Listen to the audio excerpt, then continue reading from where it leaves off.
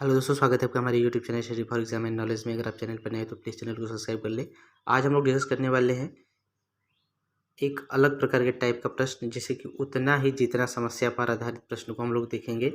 जैसे कि जब बताया गया, जब प्रत्येक पंक्ति में उतने ही पौधे हो जितने की पंक्ति की संख्या, तब कुल पौधों की संख्या बराबर हो जाएगा एक्स स्क्वायर। यानी जब प्रत्येक पंक्ति में उतने ही पौधे हो जितने की पंक्ति की संख्या, तो कुल पौधों की संख्या निकालने के लिए एक्स स्क्वायर हो जाएगा। एक्स पंक्ति की संख्या है तथा प्रत्येक पंक्ति में पौधों की संख्या। जब प्रत्येक विद्यार्थी 50 पैसे के उतने ही सिक्के जमा करते हैं जितने की विद्यार्थी की संख्या है, तो कुल रुपए कितने रुपए जमा हुए, उसके लिए एक्स स्क्वायर बट्टे 2 यानी इस फार्मूला को हम लोग लगाएंगे, जहाँ पर एक्स विद्यार्थी की संख्या तथा प्रत्येक विद्यार्थी द्वारा जमा किए सिक्कों की संख्या। उसके बाद एक और फार्मूला है, जब प्रत्येक विद्यार्थी 25 पैसे के उतने ही सिक्के जमा करते हैं जितने की विद्यार्थी की संख्या है, तो कितने रुपए जमा हुए, कुल रुपए बराबर। यहाँ पे 50 पैसे हैं तो एक्स स्क्वायर बट्टे 2 हो रहा है, यहाँ पे 25 पैसे हैं तो एक्स स्क्वायर बट्टे 4। तो एक्स विद्यार्थी की संख्या है और प्रत्येक विद्यार्थी द्वारा जमा किए गए सिक्कों की संख्या है। इस पर प्रश्न हम लोग देखेंगे। जैसे पहले पर, एक माली इतने पौधे इस प्रकार लगाता है कि प्रत्येक पंक्ति में उतने ही पौधे हैं। एक माली इतने पौधों को इस प्रकार लगाता है कि एक माली इतने पौधे को इस प्रकार लगाता है कि प्रत्येक पंक्ति में उतने ही पौधे हैं जितने पंक्ति की पंक्तियां हैं। तो प्रत्येक पंक्ति में कितने पौधे हुए, तो प्रत्येक पंक्ति में कितने पौधे हुए, तो कुल पौधों की संख्या बराबर यहाँ पे हो जाएगा एक्स स्क्वायर। क्या हो जाएगा, एक्स स्क्वायर। तो कुल पौधों की संख्या बराबर एक्स स्क्वायर, यानी एक्स स्क्वायर बराबर कुल पौधों की संख्या कितनी है बताया गया है 17,956। तो एक्स बराबर क्या हो जाएगा, एक्स का करड़ी हो जाएगा, यानी इसका जो स्क्वायर निकालेंगे तो इसका जो वर्गमूल निकालेंगे तो 134 आएगा। यानी प्रत्येक पंक्ति में यह पौधे होंगे, प्रत्येक पंक्ति में पौधों की संख्या कितनी होगी, 134 होगी। इस तरह से इस प्रश्न को हम लोग सॉल्व कर लेंगे। दूसरा है, किसी विद्यालय के प्रत्येक विद्यार्थी किसी राहत फंड में 25-25 पैसे के उतने ही सिक्के जमा करते हैं जितने की विद्यालय में विद्यार्थियों की संख्या है। यदि राहत फंड में कुल 400 रुपये जमा किए गए तो विद्यालय में विद्यार्थियों की संख्या बताइए। कुल जमा हुए रुपये बराबर एक्स स्क्वायर बट्टे 4। यहाँ बताया गया है कुल जमा किए गए कितने रुपए हैं, 400 रुपये बताए गए हैं। तो 400 रुपये बराबर एक्स स्क्वायर बट्टे 4।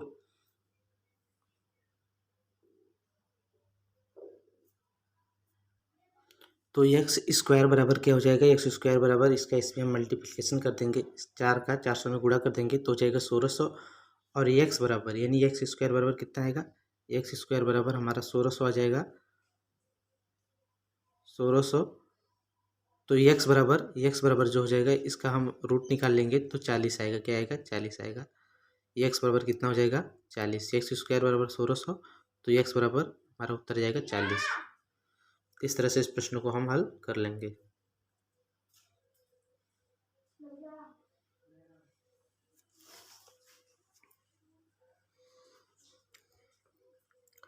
दो धनात्मक संख्याओं के वर्गों का योगफल। एक नेक्स्ट प्रश्न को देखेंगे। दो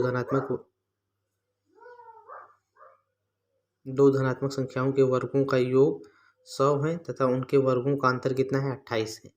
वर्गों का योग कितना है, 100, और उनके वर्गों का अंतर 28 है। तो उन संख्याओं का योग ज्ञात करें। माना संख्याएं तब कर लेंगे, माना संख्याएं a व b हैं। तो a plus B, A square plus B square बराबर क्या दिया गया है, दो धनात्मक संख्याओं के वर्गों का योग क्या है, 100 है, और उनके वर्गों का अंतर ए स्क्वायर माइनस बी स्क्वायर बराबर 28 है। तो समीकरण 1 और 2 यानी इनको जोड़ लेंगे हम लोग। 2a square 2 minus B plus B से क्या हो जाएगा, कट जाएगा, तो 2a स्क्वायर बराबर आ जाएगा 128। तो a स्क्वायर बराबर हो जाएगा, 2 का इसमें भाग दे देंगे तो 6 12, 2 चौक के 8, या कट जाएगा, 64 आ जाएगा। अतः a बराबर जो हो जाएगा ये क्या आएगा, 8 आएगा। a बराबर 8 है, अतः a का मान हम क्या कर देंगे, समीकरण नंबर 1 में रख लेंगे। उसके बाद वहाँ से b का मान निकाल लेंगे। a का मान हम लोग समीकरण नंबर 1 में रख देंगे। a स्क्वायर यानी a का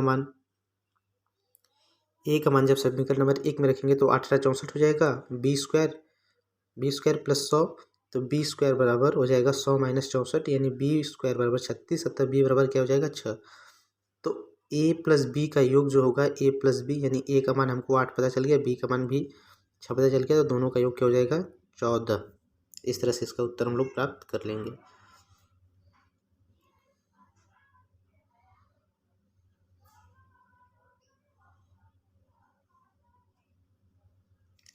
एक और प्रश्न है, दो संख्याओं का गुणनफल 120 है। दो संख्याएं हैं, उनका गुणनफल क्या है? 120 है तथा उनके वर्गों का योग 289। तो दोनों संख्याओं का योगफल बताइए। बताया गया है दो संख्याओं का गुणनफल क्या है? ए और बी का गुणनफल 120 है और उनके वर्गों का योग, उनके वर्ग ए स्क्वायर प्लस बी स्क्वायर का योग 279 है। तो दोनों संख्याओं का योगफल ज्ञात करना है हमको। तो ए प्लस बी का होल स्क्वायर बराबर होता है ए स्क्वायर, यानी ए प्लस बी, इसको हम इस प्रकार से भी लिख सकते हैं, ए प्लस बी का whole square, A square plus B square plus 2ab। तो A square plus B square का मान हमको पता है, क्या पता है? इसके बाद यहाँ पे इसको हम ए स्क्वायर बी स्क्वायर का मान पुट कर देंगे 289 प्लस 2 और ए इंटू बी का भी मान पता है हमको 120, और इसको हम लोग सॉल्व कर लेंगे तो जो मान प्राप्त होगा हमारा वह होगा ए प्लस बी स्क्वायर। ए प्लस बी स्क्वायर का मान जो हमें प्राप्त हो जाएगा हल करने के बाद 529। तो ए प्लस बी स्क्वायर का मान 529 है, तो इसका करड़ी में कर लेंगे इसको। तो ए प्लस बी का मान जो होगा हमारा 23 आ जाएगा, यह हमारा उत्तर हो जाएगा। तो आशा करते हैं कि आपको वीडियो पसंद आया होगा। वीडियो पसंद आए तो वीडियो को लाइक करें। Thanks for watching.